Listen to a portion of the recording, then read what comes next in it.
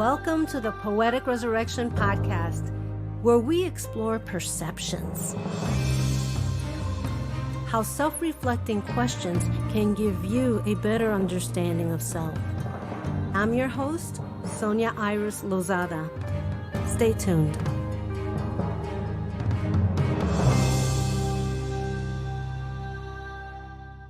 Sheree Adams is a teacher, director, producer, and dramaturge. She is passionate about writers and helping them to develop their work.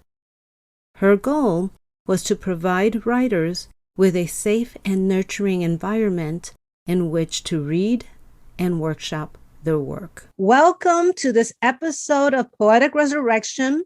Today I am so honored to have a colleague and great friend, Sheree Adams, who is the producing artistic director of the LA Writers Center. Welcome, Sheree. Thank you, Sonia. I'm so happy to be here. Thank you for having me. Yeah, well, I've been wanting to get you since last season.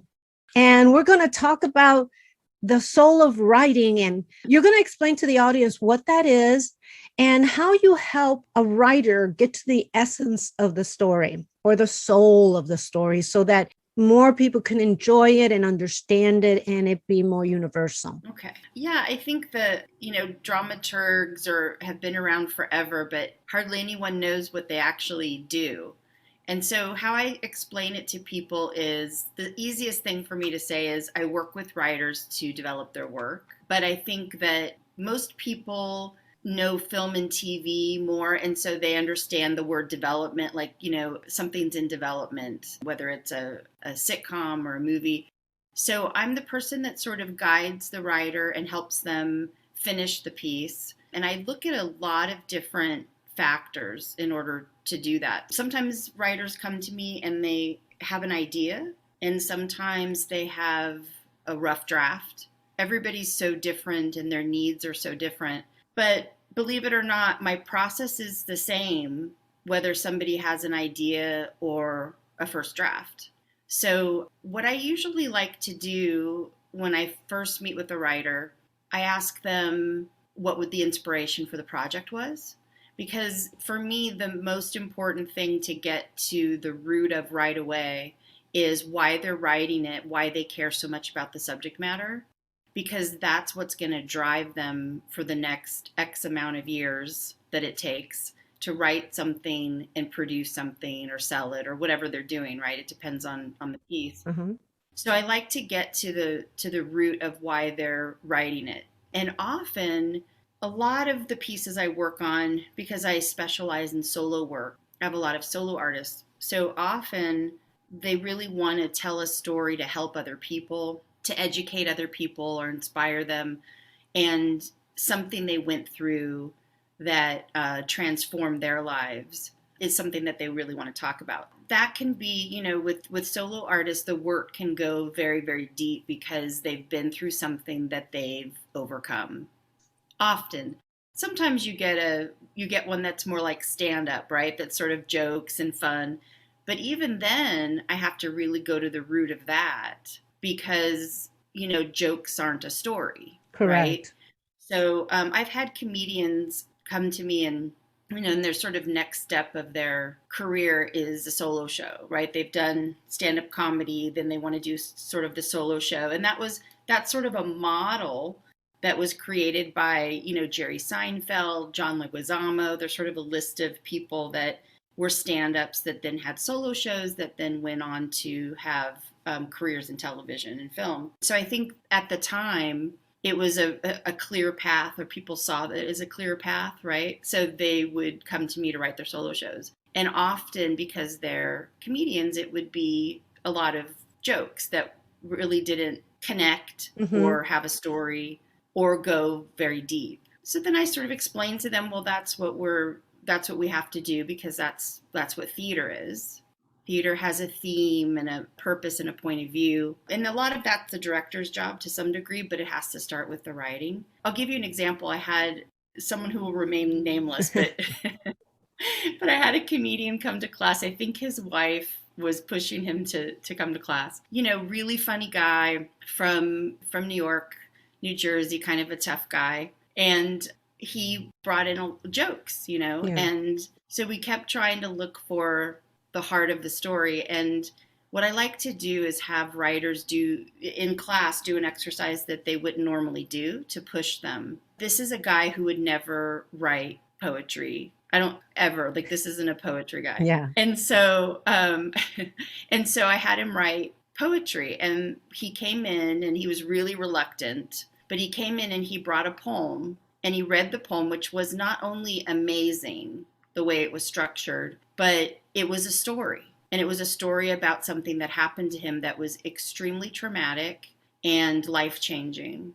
After he read the poem, and this is like our, almost our last class, right? He's done nothing but bring jokes in for 6 classes or whatever. And then I said, well, there you go. That's your story. And I think that he needed the poetry to push him to open up his heart, to open up his mind, and as long as he was being pushed anyway, he was going to tell this story. From there, he wrote a beautiful solo show about the trauma and what he went through and how it changed his life.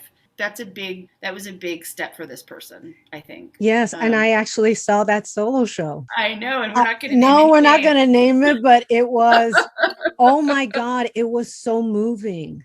Yeah. It was really beautiful when I saw it. I'm still working on mine. For people that don't know, I started a solo show like 20 years ago, it seems like. I've never finished it. But Sheree is amazing, and I've attended her solo classes, and I plan on attending it because I want to do this show once and for all. You will. Yes. So the structure, when you said you went to the soul of it. So let's say if someone does have a solo show, we'll stay on that theme. What do you think happens in there that doesn't show the soul, that doesn't go to the core? Because you use poetry, and with poetry is really beautiful because with poetry, you have permission to be you. You go in knowing it's subjective. You're going to have people that love it or hate it. So it gives you the freedom to express yourself. So do you normally tell someone that is not reaching that core, that soul of the piece to do poetry? Yeah,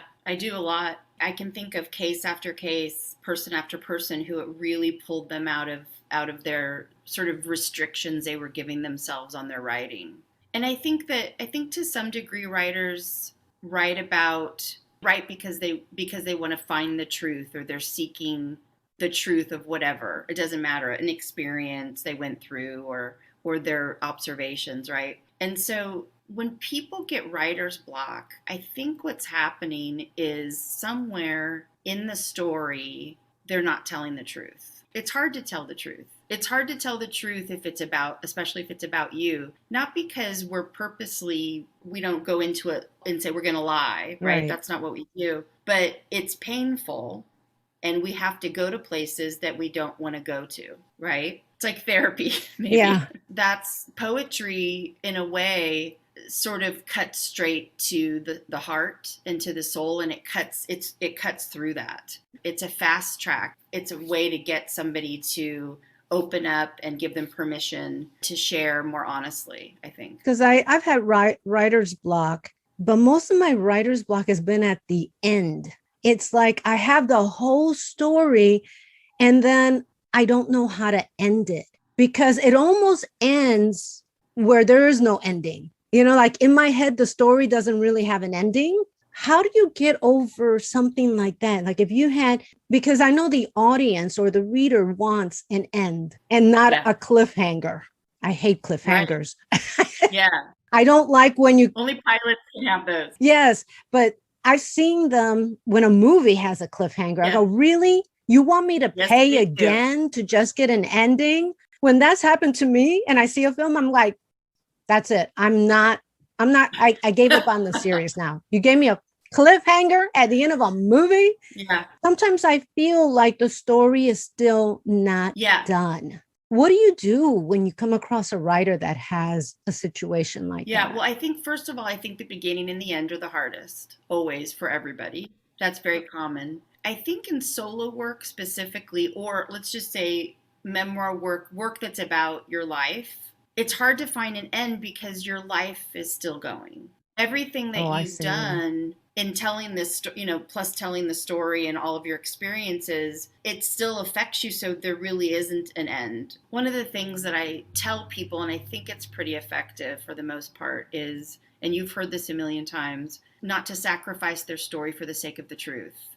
If the truth is that there was no ending, we know that stories need them, right? They need beginning, middle, and end. You have to kind of sacrifice the truth and you need to give it an end. And it may not be what really happened. But I think the reason it's hard for people to end things that are about them is because they're still going. Subconsciously, that stuff affects us every day and we're still processing everything, right? Even if it was like a story from our childhood. I think that's what it is. Didn't know that, but it's true because our lives are still going. So it just got me in the heart where it's like, oh, I have to end my life here. So it was a really weird feeling. And I'm like, oh, okay, but now I understand because I'm really not ending my life. I'm ending a situation. I'm ending a story. I'm not ending who I am.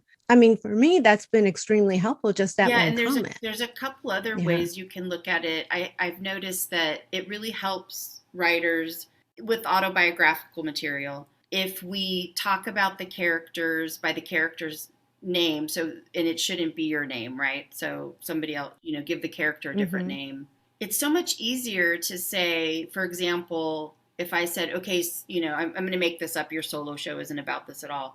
But if I said, okay, Sonia, goes to college and, that's the end of the story, I would say, so you would change the name of the character to Lisa. And I would say, okay, so Lisa goes, look at yourself as a character. Lisa goes to college. Is that the ending that you want your audience to walk away with? You have to really think of what you want the audience to take away. Yeah, so you have to learn how to objective Yeah, in a versus way, you subjective. distance yourself in the dramaturgical process. Not necessarily when you're writing, because you write from the heart. When Mm-hmm. you're speaking to a dramaturg, a coach, it's so much easier to analyze your work if you put that distance. Especially in solo work, it's really important. So when I'm giving notes in a solo class, I won't say the person's name, I'll refer to the character. And then what happens is the writer starts to see the character as a character and not themselves, and they start to see that they have to do things like beginning, middle, and ends, right? Even though their life doesn't Mm-hmm. necessarily go like that, right? That's our lives aren't really that clean. We don't have those clean, happy endings. No. No, we don't. And there was a comment I once heard that a happy ending happens when you end it in a certain point in a Mm, story. It's yeah, not life. Life has its ups and downs, its peaks and valleys. It just depends on where you end yeah, the story. that's a good. I like that. Yeah, I forgot where I heard that, but Yeah. it's very true. What else can you tell the audience what to look for when you're writing mostly Mhm. autobiographical?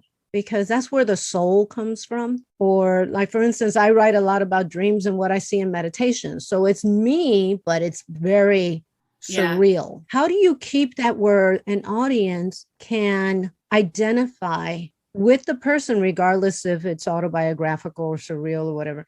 What is the core that you think an audience wants to hear? Or because I know you should write for yourself because who you are is unique. But at the same time, I find that people that write stories, they can go on and on and on and have like a 300-page book, but it's so not interesting. It might be well written, but there's something so empty about it. What causes some writing to be so soul empty? Well, gosh. Well, from the audience point of view, there's a couple of things in solo work, and often in poetry, and sometimes in books, but definitely in solo work. Performers speaking directly to the audience, and that forms a Mm-hmm. bond with the audience that doesn't happen in a play where characters are speaking to each other. The minute the Uh-huh. fourth wall is broken and the audience is addressed, there's a bond and we automatically like the person. And there's a playwright named Neil LaBute who actually uses that tool against the audience because he has you, I forget the name of the play, but he has you Uh-huh. there's a character who speaks directly to the audience, and you love him, and then at the end you find out he's the villain, and you feel really betrayed. And Ooh, I like that. that's really smart. Of course, Shakespeare did that too, so it's not like he came up Mhm. with it on his own. But at the end of the day, there's a bond between the audience and a solo performer that doesn't exist in other work, I think, because of that. Mhm. Also, with books, you mentioned, if it's written in first person, I become a lot more interested in the piece. If it's written in third person, I tend to drift. And it's because they're not speaking directly to me. That's a good I tend to idea. drift off and think of, even if it's a good writer, and I just read a really, again, they'll remain nameless, but I read a really good book, a really good writer, not a good book. And he's a very celebrated writer, especially right now. And he's had some things turned into TV series.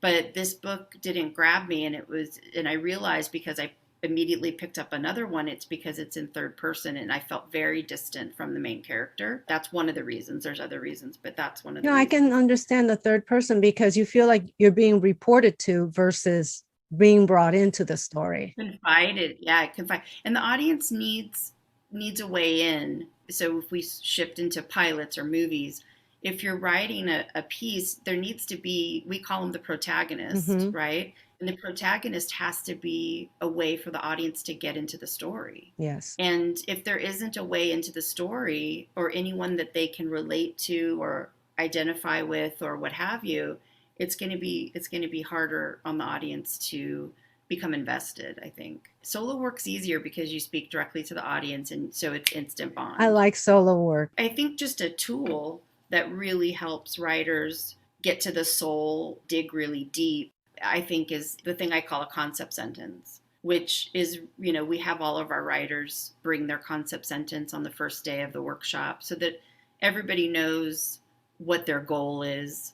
And it also keeps them super focused in the Hmm. process. That's where I can tell. So if somebody brings in a concept sentence that doesn't seem to go deep enough or that sort of seems surface, that's my first indication. And so I can start working with them on a stronger concept sentence, and that makes the story stronger in the long run. Yes. Yeah. And those concept sentences are not easy to write. They have never been easy for me to write. I mean, I know the whole story, but it's how to break it down. It took me a while to get my concept Yeah. for the adventures. And it's really, who's the story about? What do they want and why they want it? Which, actors ask that all the time, Hmm. right? With your training, actors have to ask that about their characters, but writers aren't necessarily thinking about that. And so this really forces them to and helps them go as deep as possible into that why. It's that why that's the most important because that's the part you really have to think about. Why does the character want this? Sort of easier to say what they want, but why do they really want it? Yeah. Down deep. I'll use myself as an example because it's easier. And mine is about losing weight and it's a comedy. But the why was all the misbeliefs I had throughout the time. And it really was about acceptance and it was about self-acceptance. And that's a good example because you could go into the process thinking you're writing a comedy, exactly what you said. I'm going to write a comedy about weight loss, and then at the end of the day it's really not about that at all. That's a theme Hmm. or a backdrop, but yeah, the deeper thing is acceptance of Yeah. self and belief systems are really important, and they affect us daily, and if we're not able to change our belief systems, then we get stuck, right? And so we all have to work on changing our belief systems from childhood, I Yes, it think. is because I much of it is cultural or Yeah. it's society. I know that I was influenced about weight. I mean, now I don't really have a weight problem, but because I know how to eat. My thing was, I would look at all the models growing up. They were all so skinny and they were tall and I wanted to be skinny and tall. You can't do anything about height, but at least I could work on being smaller, but I'm not built that way. I'm not built lean and tall. I'm built muscular. So I was totally fighting who I was. And that affects your soul and how you perceive yourself. Going into the weight loss thing and making fun of it is a really great way to release all those beliefs because you see how stupid they were. Yeah, and I think the perception of self is the key there because I have seen pictures of you, and my perception of you was Hmm. small, lean, skinny, all those things, right? So perception of self is the most important part because everyone sees you differently, right? But it's hard to shake. Exactly, exactly. And I'm so glad that there is no more body shaming, regardless if you're thin or overweight. It's more acceptable to have, be Hmm. who you are. That's a huge movement, and I love it because it's Yeah. acceptance. Shrill is a show that really helps with that, and I know there's others, but that one really Yeah, is and does a we good need that. job. What would you Yeah. tell a writer? I know that you have an advanced class, and I know that you offer classes throughout, but what would you tell someone that just wants to start out? Well, I would say definitely do it because it can be so scary Hmm. that it's put off for a long time. I would say start with the beginning class. It can be any writing classes, UCLA Extension, I have them. I'm not sure of the other programs, but just start in a beginning class and learn basics. There are some Hmm. basic things that kind of matter, right? Sort of, and just learn those. And then just write whenever you can, as often as you can. And, I have writers that write, put it away in a drawer. And I have very prolific writers who write a new thing every 6 weeks and put it in a drawer. And then for example, I have a brand new writer who wrote basically one pilot, and she's winning awards because she doesn't put it in a drawer. She sends it out. So I think that, everybody writes for different reasons. And some people write to get it off their chest and write for themselves, and then they put it away. And Yes. some people are like, no, I want to make money doing this, and they are super proactive and send it out, do what they need to do. But I would just say, just take the plunge and do it, and not be afraid of it. And you want to be in a class that you're comfortable with, and that feels like a safe place. It's in a way, and it's like an acting class in that way. I like to provide a really safe environment for people so that they don't feel judged or uncomfortable in any way, because everything you write, it's such a vulnerable thing to do. So there needs to be a safe place for the pages to be read and for the feedback to be given. And the way that feedback is given is very important too. And so we have rules about that in my class, again, to support the writer, to encourage the writer always. So I would just say, just go for it, do it. Whether you put it away or you send it out is up to you. But getting something on paper is so fulfilling in so many ways. Just start. Even if you don't do stream of consciousness, no editing, just write, pages and pages. Fill a notebook full of pages and don't edit I it. think that's a great idea because that helps. Yeah. And especially if you're doing it longhand, it's so much easier. I keep a book by my bed, like a blank notebook, and I write whatever I see. And sometimes it's just a fragment of a sentence, but it's a sentence that I felt really propels me into doing something else. Yeah. And now, what would you say? Because I know you work with advanced writers. As an advanced writer coming to you, what are normally things that an advanced writer has? Because everybody deals with helping the beginner, but I rarely see things that are for people that are already intermediate or advanced. What kind of work do you do with someone like that? If they come to you with a story, what do you look for? Well, for me, it's the same work with beginning and advanced, because I feel like both of them need to go back to the basics of the concept sentence and the character work and all of the exercises that we have. I've had writers go straight to the advanced class because of their accomplishments or their resume or whatever. And what I found was they do get lost at some point or need guidance, and inevitably they're going to have to go back to the beginning and start with, what's it about? Who's it about? What do they want? And why do they want it? and then really breaking down the characters and answering hard questions. There's some hard questions that you have to answer as a writer, I think. So all of those exercises that I teach people are for beginning and for advanced. And I think that often the advanced classes, they don't really do them anymore, right? So they do it in their head, but they don't necessarily sit down and write it out. But they sort of think about it in their head.